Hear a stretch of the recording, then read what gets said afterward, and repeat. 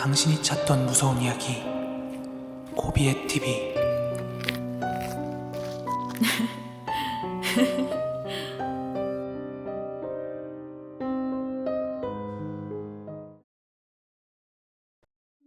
고비의 TV 구독자 베놈444님의 제보 사연입니다. 예전에 군복무하던 시절이 생각이 나서 이렇게 사연을 올리게 됩니다. 때는 지금으로부터 15년 전인 2007년 여름이었습니다.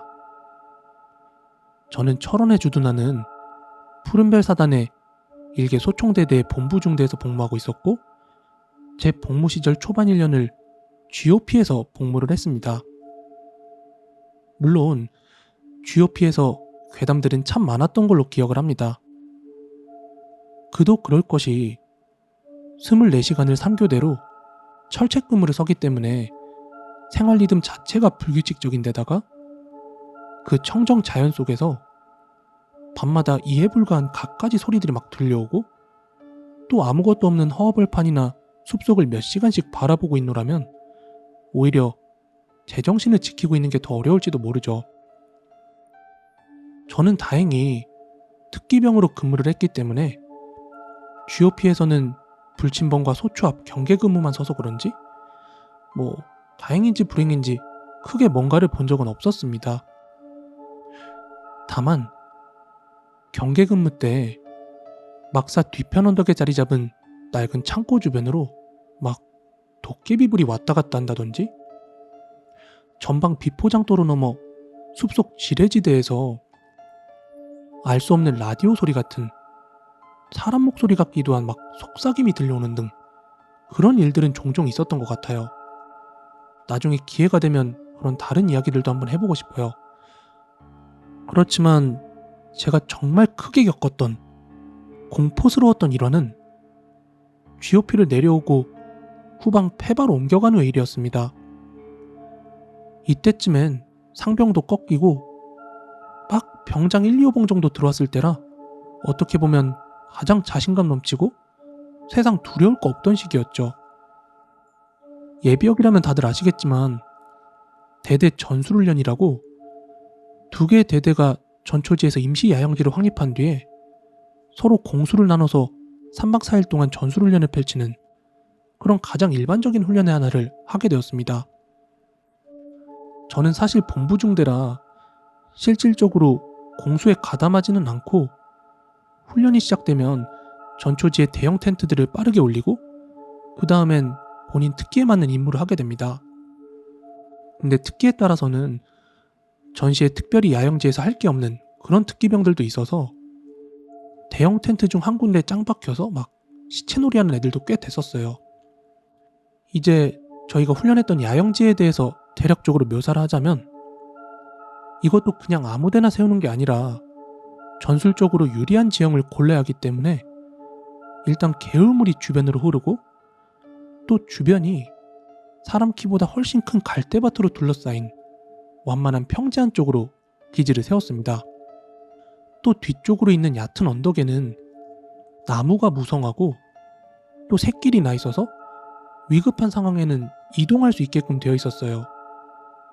따라서 야간의 경계 근무는 전방으로 나 있는 넓은 진입로와 뒤쪽에 언덕으로 이어지는 오솔길에 각각 2인 1조로 서게 되었습니다.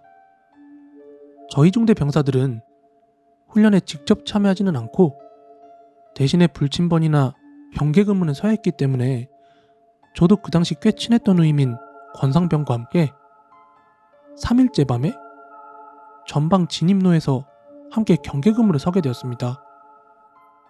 여기가 2m도 넘는 갈대밭이 거의 360도로 쫙 둘러싸여 있고, 앞쪽 입구에는 양쪽으로 하나씩 임시 초소가 있었습니다. 근데 안 그래도 첫째, 둘째 날에 그 경계 근무자들이 양쪽 초소에 갈라져 있지 않고 자꾸 둘이서 수다 떠는 게 당직 사령한테 걸린 터라 제가 근무하게 된 셋째 날 밤에는 근무 전에 미리 둘이 반드시 따로 각각 초소에 들어가 있어라 하는 그런 지령이 이미 하달되었던 터였습니다. 하여 평소와 달리 FM으로 초소 안에 각각 들어가서 근무를 서게 되었습니다. 근무 시간이 90분인데 그날은 저희가 2번 초라 밤 11시 정도부터 근무를 시작한 것 같습니다. 근데 2번 초 시간대가 되게 애매한 게 취침 점호하고 나서 곧바로 일어나야 했기 때문에 상당히 싫어하는 시간대였거든요. 게다가 안 그래도 야영지에서 3일이나 있고 나서인지 피로도도 엄청 심해서 좀 부시시하게 제정신이 아닌 상태로 근무를 나갔습니다. 처음에는 그냥 정신 못 차리고 그렇게 근무를 섰는데 이게 보통 때와 달리 새로운 곳에서 근무를 하다 보니까 잠이 좀 깨더군요. 그도 그럴 것이 그때가 초여름이라 엄청 더울 때였는데 한밤중에는 그 서늘한 기온과 또 낮은 습도가 딱 기분이 좋았거든요. 그 일이 일어나기 전까지는 말이죠. 그렇게 어느 정도 근무를 섰을까 하고 있는데 의식은 못하고 있었는데 어느 순간 이게 산들바람이 주기적으로 쏴 쏴 하고 불어오더군요. 그런데 이게 바람이 불다가 그치면 한 1초 정도 있다가 그 바로 옆에 있는 갈대밭 속에서 걸음 소리가 나다가 그쳤다가 이걸 반복하는 겁니다. 그것도 가벼운 운동화 소리나 그런 게 아니고 군홧발로 딱딱하게 굳은 흙길을 밟을 때 막 투박하게 나는 소리 있죠. 그 특유의 소리가 한 3-4번 정도? 뚜벅뚜벅뚜벅뚜벅 이러고 딱 조용해집니다. 근데 이게 진짜 소름이 끼쳤던 게 보통 이런 깡시골에서는 원래 바람에 뭔가 흔들린다든지 그런 소리는 들릴 수 있잖아요. 그래서 이해를 합니다. 근데 이거는 너무 선명하게 땅바닥을 밟는 소리가 뚜벅뚜벅뚜벅 이렇게 들리는 거예요. 바람이 한번 불면 이 갈대들이 싹 하면서 한쪽으로 다 같이 고개를 숙이면서 소리를 내다가 그게 제자리로 딱 돌아오면 그 다음에 바로 뚜벅뚜벅뚜벅뚜벅 그리고 딱 조용해지는 거예요. 근데 그 소리가 생각하면 할수록 등골이 오싹하면서 팔에 닭살이 확 돋는 겁니다. 그러다 어느 순간이었어요. 이게 제가 서 있는 초소 바로 옆에 있는 갈대 쪽에서 점점 제 쪽으로 가까워지면서 어느 순간 탁탁탁탁탁 하면서 빨라지는 바람에 제가 진짜 놀래가지고 거의 막 후들거리면서 뛰쳐나가가지고는 반대편에 있던 권상병을 불러왔습니다. 그리고 임마한테 제가 자초지종을 설명하고 야 너도 이 소리 한번 들어봐 하고 권했더니 이놈도 똑똑히 들린다고 하는 겁니다. 근데 이놈이 뭔가를 잠시간 생각을 하더니 저한테 말해주는 내용이 뭐였냐면은 이거 혹시 적대대에서 침투작전 들어오는 거 아니냐고 그러는 겁니다. 그도 그럴 것이 생각해보니까 지금 저희 대대가 수비태세 상태였거든요. 이럴 경우 적대대가 우리 대대 야영지로 침투를 해서 뭐 대대장실을 점거한다든지 그런 공작 활동하는 게 훈련의 주된 임무였기 때문에 정말 그런 거 아닌가? 하는 생각을 잠시 했었는데 그렇지만 솔직히 서로 암묵적으로 마지막 날 밤에는 서로 편하게 자는 게 관례가 아닌가? 뭐 이러면서 반신반의하고 있었습니다. 그런데 그때 권상병이 대뜸 저쪽 갈대숲풀에서 소리가 나는 것 같다며 초소에서 한 100m 떨어진 그 뒷길 언덕 쪽을 한번 보고 오겠다는 겁니다. 솔까 계급이고 뭐고 이미 아까 전부터 저는 그 알 수 없는 괴소리에 잔뜩 쫄아 있었거든요. 그래서 얼른 한번 보고 오라고 했습니다. 근데 이놈이 그쪽 갈대 있는 데까지 가서 아내를 쓱 좀 보는 것 같더만 갑자기 몸을 제 쪽으로 확 틀더니 앞으로 막 꼬꾸라지는 거예요. 그 앞에 있는 물웅덩이에 제대로 넘어졌다가 막 거의 미친놈처럼 뛰어오길래 제가 왜 그러냐고 야 너 뭐 봤어? 하고 물었더니 저기까지 가서 갈대 안쪽 이리저리 볼 때는 별게 없었대요. 생각보다 뭐 별게 없어서 한숨 놓으려는 찰나에 갑자기 여자 목소리가 살며시 자기 귓가 근처에서 다른 놈이었네? 이런 목소리가 들렸다는 겁니다. 그래서 얘가 완전히 정신이 나가서 뒤돌아 도망치려고 하는데 누군가가 전투복 뒤쪽 목덜미를 확 잡아채가지고 그만 꼬꾸라지고 말았다는 겁니다. 이 얘기를 듣자마자 더는 맨정신으로 버틸 자신이 없어서 진짜 손에 들고 있던 K2 공포탄 바로 쐈습니다. 이게 원래는 공격조가 침투해오면 이 공포탄을 쏴서 대기조가 나와서 대응 사격하는 훈련의 일환인데 진짜 다 필요 없고 그냥 그 순간엔 영창 가도 되니까 제발 사람들이 일로 와서 좀 이 공포에서 벗어나기만을 바랬습니다.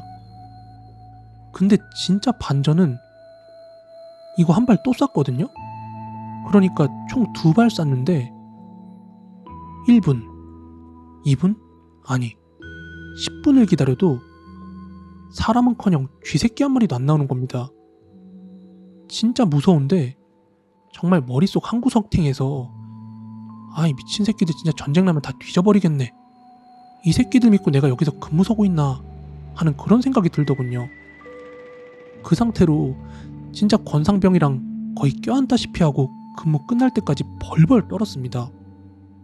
그리고 잠시 뒤 교대자들 2명이 왔는데 저희들이 그러고 있다가 처음부터 있었던 모든 일들을 얘기를 하니까 교대자로 온 애가 건병장님 농담하지 마십시오. 어떻게 그럴 수가 있습니까? 이러면서 웃다가 나중에 저희가 계속 진짜라고 막 정색을 하니까 분위기가 겁나 진지해지는 겁니다. 아무튼 그날은 다행히 목숨 부지한 채 텐트로 와서 잘 수가 있었습니다.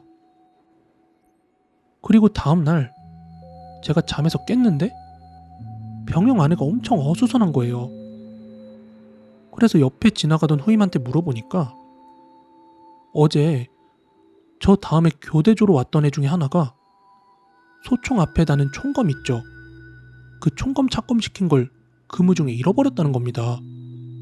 이게 좀 웃긴 게 군복무 해보신 분들은 다 아시겠지만 근무 나간 병사가 지 총에 착검시킨 총검을 분실한다는 게 말이 안 되는 거거든요.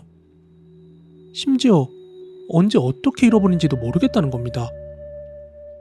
근데 얘가 원래 좀 얼빵해서 예전에 야간 행군하면서 졸면서 걷다가 옆에 배수로에 빠진 적도 있어요. 근데 주변에 있던 누구도 걔가 거기에 빠진 사실을 몰라서 한 놈 타령했다고 막 부대 발칵 뒤집힌 적도 있거든요. 아무튼 그런 전적이 있던 애라서 사람들이 그냥 에휴 이러면서 그냥 넘어갈 뻔했거든요. 근데 진짜 반전은 또 한 번 있었습니다. 저희가 후문 쪽 경계 근무도 썼었는데 저는 모르고 있었거든요. 근데 그 후문 쪽에 오솔길 쪽으로 이어지는 곳에 근무 섰던 애들이 하는 말이 지네가 근무 섰던 곳들이 거의 공동묘지나 다름없는 묘들이 질비하는 곳이었다고 합니다. 그리고 저희 마지막 날 철수하려고 거기 묘들 있는 데 세워놓은 임시 경계초소 정리하려고 가는데 그 옆에 있는 위장막에 김일병 이 새끼가 잃어버렸다는 그 총검이 걸려 있었습니다. 이거 진짜 미스테리였습니다. 아무튼 다들 얘기한 게 권상병이 들은 목소리도 또 김일병이 잃어버린 그 총검도 아마 여기 묘들에 있는 귀신이 장난친 게 아닐까 하는 그런 말이었어요. 그리고 다행히도 저도 공포탄을 쏘긴 했지만 영창은 가지 않고 가볍게 혼나고 끝났습니다.